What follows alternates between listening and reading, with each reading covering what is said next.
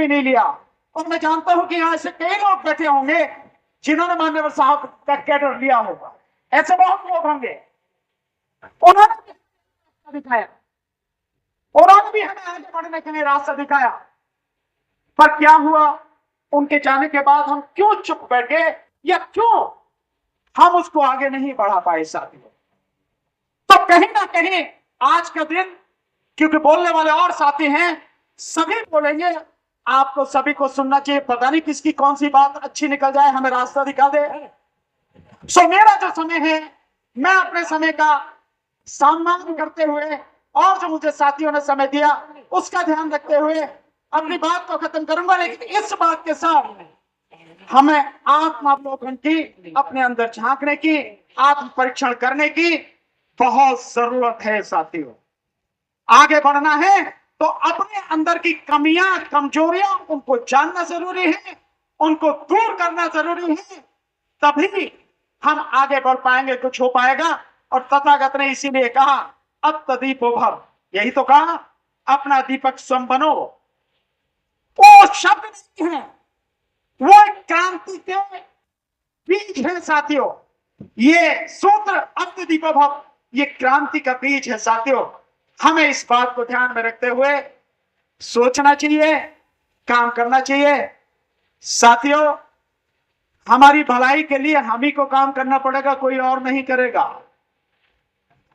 हमारे दुखों को दूर करने के लिए हम ही को काम करना पड़ेगा। रामास्वामी नायक सबके चरणों में नमन करते हुए और बहुजन समाज में जन्मे सभी संतों महापुरुषों के चरणों में नमन करते हुए आज की इस सभा के अध्यक्ष जी आदरणीय भंडारी साहब और इस कार्यक्रम के आयोजक तमाम साथी और मेरे सामने बैठे हुए साथी, आप सभी को मेरा नमो बुद्धाय, जय भीम। साथियों, ये दिन हमारे लिए बहुत महत्वपूर्ण है। इसका आकलन कर सकते हैं कि अगर हम उसी तरह से इस चीजों को समझते जैसा बाबा साहब ने हमें बताने का प्रयास किया, तो आज ये देश बौद्ध में बन चुका होता। लेकिन हमारी संख्या मात्र अगर कागजों में देखें तो 5.5% है, मतलब इस संख्या का कोई मतलब नहीं है। तो कहीं ना कहीं ये संख्या हम लोगों को ये बात सोचने पर तो मजबूर करती है कि हमारे मुक्तिदाता ने जो रास्ता दिखाया, शायद हम उससे कहीं भटक गए या उस रास्ते पर उतनी ईमानदारी से नहीं चल पाए जैसे हमें चलना चाहिए था, जिसका नतीजा हमारे सामने है। और सरकारों लगातार हमारे इस रास्ते की बाधाएं बन रही हैं। एक बहुत ही इस समय का सबसे बड़ा प्रहार जो भारत सरकार ने किया है वो है सोनम वांगचुक की गिरफ्तारी एनएसए में। कौन है सोनम वांगचुक? प्रदेश से लद्दाख में रहने वाले जो बौद्ध हैं उन्हीं में से है ना वो। सो धम्म पर हमला लगातार उनका हो रहा है, और केवल एक बार नहीं, लगातार ये सरकार इसी तरह के हमले कर रही है। पर हम लोग क्या कर पा रहे हैं साथियों? मैं मानता हूं कि आज का दिन इस बात के लिए जरूरी है, हम इस बात को बहुत ईमानदारी से सोचें, इस गहराई से सोचें कि हमारे लिए सही क्या है और हमें करना क्या है।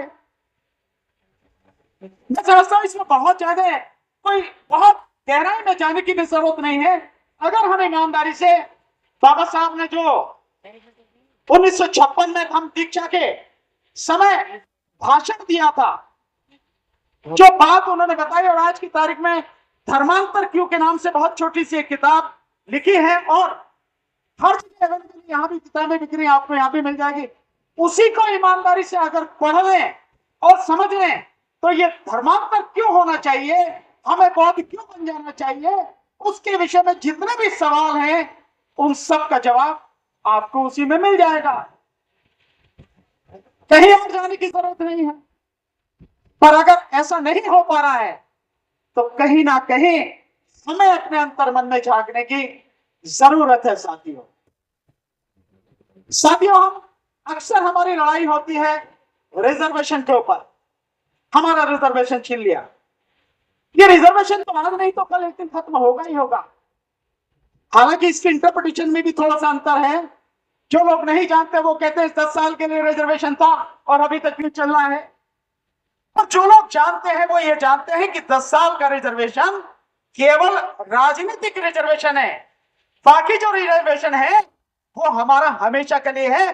वो संविधान के मूल अधिकारों में शामिल है। आर्टिकल 14 और 16 में शामिल है साथियों। सो वो हमेशा रहने वाला है। लेकिन बावजूद उसके अगर सरकारें ऐसी आ जाएं तो सब खत्म कर देंगी। पर अगर आप बाबा साहब को भाषण को बहुत ध्यान से सुने, पढ़े, समझें, तो आपको इस बात का जवाब मिल जाएगा कि अगर हमने उनके बताए हुए रास्ते पर अपना कदम बढ़ाया, हम उस रास्ते पर चले, तो हमारा कुछ भी छिनेगा नहीं। किसी की इतनी ताकत नहीं है, छीनना तो बहुत दूर की बात है कि उस तरफ देख भी पाए, अगर हम इस तरह से काम करें। लेकिन हम लोग करते नहीं हैं।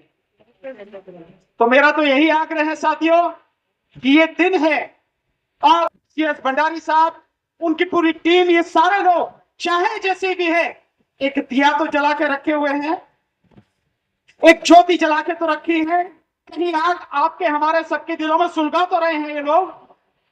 क्यों ना हम उस आग को ही अपना एक पथ प्रदर्शक मानकर उस रास्ते पर आगे चलें और अपने मुक्तिदाता के बताए हुए रास्ते पर चलें।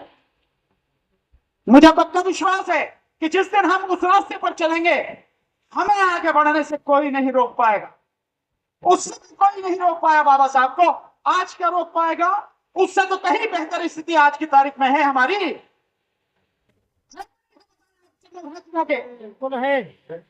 तो जब आज हमारी स्थिति उससे बेहतर है, तो हम उससे बेहतर क्यों नहीं कर सकते और हमें क्यों नहीं करना चाहिए? और अब तो और भी ज्यादा जरूरी हो गया है कि जब सरकार ऐसी है कि वो सब कुछ तबाह कर देना चाहती है, सब कुछ खत्म कर देना चाहती है, आपके सारे अधिकार छीन लेना चाहती है, आपको इंसान नहीं मानती और इंसान के रूप में आपको देखना नहीं चाहती, तब तो मैं समझता हूं हमें आत्मावलोकन की, अपने अंदर झांकने की कहीं ज्यादा जरूरत है और कहीं ज्यादा काम करने की जरूरत है साथियों। मैंने तो मानव साहब काशीराम जी को कभी देखा नहीं और कभी रूबरू सुना नहीं, कभी उनका कैडर भी नहीं लिया। और मैं जानता हूं कि यहां से कई लोग बैठे होंगे जिन्होंने मान्यवर साहब का कैडर लिया होगा। ऐसे बहुत लोग होंगे। उन्होंने भी दिखाया, उन्होंने भी हमें आगे बढ़ने के लिए रास्ता दिखाया। पर क्या हुआ? उनके जाने के बाद हम क्यों चुप बैठ गए या क्यों हम उसको आगे नहीं बढ़ा पाए साथियों? तो कहीं ना कहीं आज का दिन, क्योंकि बोलने वाले और साथी हैं, सभी बोलेंगे, आपको सभी को सुनना चाहिए। पता नहीं किसकी कौन सी बात अच्छी निकल जाए, हमें रास्ता दिखा दे। सो मेरा जो समय है, मैं अपने समय का सम्मान करते हुए और जो मुझे साथियों ने समय दिया उसका ध्यान रखते हुए अपनी बात को खत्म करूंगा। लेकिन इस बात के साथ हमें आत्मावलोकन की, अपने अंदर झांकने की, आत्म परीक्षण करने की बहुत जरूरत है साथियों।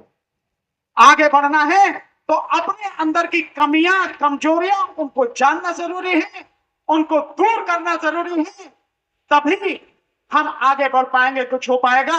और तथागत ने इसीलिए कहा अत्तदीपो भव, यही तो कहा, अपना दीपक स्वयं बनो। वो शब्द नहीं है, वो एक क्रांति के बीज है साथियों। ये सूत्र अत्तदीपो भव, ये क्रांति का बीज है साथियों। हमें इस बात को ध्यान में रखते हुए सोचना चाहिए, काम करना चाहिए साथियों। हमारी भलाई के लिए हम ही को काम करना पड़ेगा, कोई और नहीं करेगा। हमारे दुखों को दूर करने के लिए हम ही को काम करना पड़ेगा, कोई और नहीं करेगा। कोई और कहीं से नहीं आएगा। किसी आशा, किसी उम्मीद में मत रहना। और केवल अपने लिए ही नहीं, हमें अपने साथ साथ अपने परिवार, अपने बच्चों के आने वाले भविष्य और अपने समाज और देश के लिए काम करना है। ये देश हमारा है, किसी और का नहीं, इसलिए हमें काम करना है। इसी बात के साथ आप सभी को मेरा जय भीम, नमो बुद्धाय। और धन्यवाद देता हूं आज के आयोजक इस कार्यक्रम